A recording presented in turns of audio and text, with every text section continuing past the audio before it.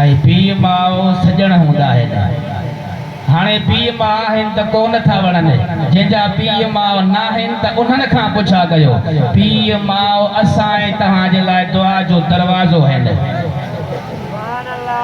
पीउ माउ असां ऐं तव्हां लाइ दुआ जो दरवाज़ो आहिनि। जंहिंजी अमड़ हे जहान छॾे वई, हाणे केॾा बि सॾ करे मोटी कोन ईंदी। घर में हेॾे वाझाए होॾे वाझाए, को महिमान कराची वेंदो, ओॾां अम्मा वई कराची, हैदराबाद वई, मदीने वई, मके वई, पर इंतज़ार मोटी ईंदी। ऐं जेकी मां वफ़ात करे वई न, मोटी ईंदी कान। उनजे सूरत लाइ बि सिकंदव, उनजे आवाज़ लाइ बि सिकंदव, ऐं माउ जे दुआ लाइ बि सिकंदव त मां दुआ करे। अबो जहिड़ो आहे त क़दुरु कोन्हे, पर अबो जॾहिं अखियूं ॿूटई न, पोइ हर दुख दर्द मथां अची वेंदा। पोइ ख़बर पवंदी त पीउ छा थींदो आहे। जॾहिं पाण पीउ बणिबे, पोइ ख़बर पवंदी त पीउ छा थींदो आहे। जॾहिं पंहिंजा पुट तुंहिंजी बेअदबी कंदा, तुंहिंजे चवण ते न हलंदा, जॾहिं तोखे बि चरियो चवंदा, पोइ चवंदे बाबो सही चवंदो हो, बाबो हक़ीक़त में सचो हुयो, ऐं असां जेको बाबे सां सचा न हलियासीं। अम्मा त पंहिंजे वात मां गिरह कढी बि खाराईंदी आहे। तुंहिंजो को बि कमाल कोन्हे, ॿाहिरि वञी थो बननि ते हेॾे होॾे बाज़ारनि में लाड़काणे जाॾे काॾे खेरत सां मोटी थो अची।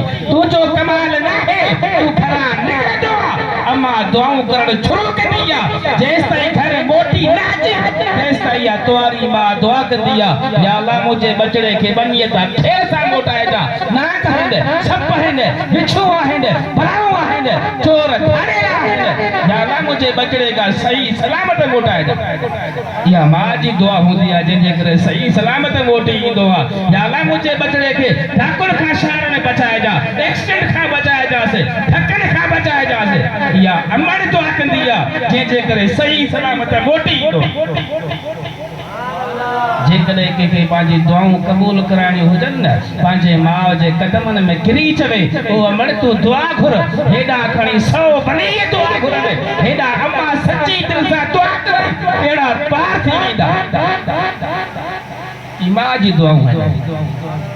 ये माउ जी दुआऊं हूंदियूं आहिनि। इमाम हुसैन, इमाम हसन माउ सां गॾु मानी न खाईंदा हुआ। अम्मा फातिमा ज़हरा हसन खे फरमायो, बच्चा केतिरा ई साल थी विया आहिनि, मूंसां मानी कोन खाधी अथई, अचु मूंसां मानी खा। अम्मा मानी मां तोसां न खाईंदुसि। कहिड़ी ख़बर उन गिरह ते तुंहिंजी नज़र हुजे, मां खाई वञा ऐं बेअदबी थी पए। केॾो मां जो अदब। अम्मा मां जेको गिरह खावां, कहिड़ी ख़बर न त तुंहिंजी नज़र हुजे ऐं मां खाई वठां ऐं मां बेअदब थी पवां। इहे असांजा इमाम, एॾो अदब, ऐं असां माउ खे साॻी कार जेकी ज़ाल खे कार, मां जी साॻी दिलि आज़ारी जेकी ॿियनि जी दिलि आज़ारी। इहा मुसलमान या हबीब त फरमायो, जन्नत क़दमल अबवैहि, जन्नत माउ ऐं पीउ जे क़दमनि जे हेठां अथव। असां उन पीउ माउ खे हिसायोसीं वेठा, उन पीउ माउ जी असांखे ॻाल्हि कोन थी वणे। असांखे जो मथे में सूर पए न, को बि आज़माए ॾिसे, कंहिंखे मथे में सूर पए, पेट में सूर पइजी वञे, अम्मा पई फिरंदी, मथा पई फिरंदी, ॿारे मां टिकी चाचे ईंदी, फोटा चाचे ईंदी, वञी हेॾे होॾे फिरी करे मथा ईंदई, बच्चा छा थियो अथई, हे टिकी खा, हे फोटो खा, तोखे मथे खे ज़ोर ॾींदी, तोखे पेरनि खे ज़ोर ॾींदी। जेको तोखे कमु करिणो आहे, उहा अम्मा कमु कंदी।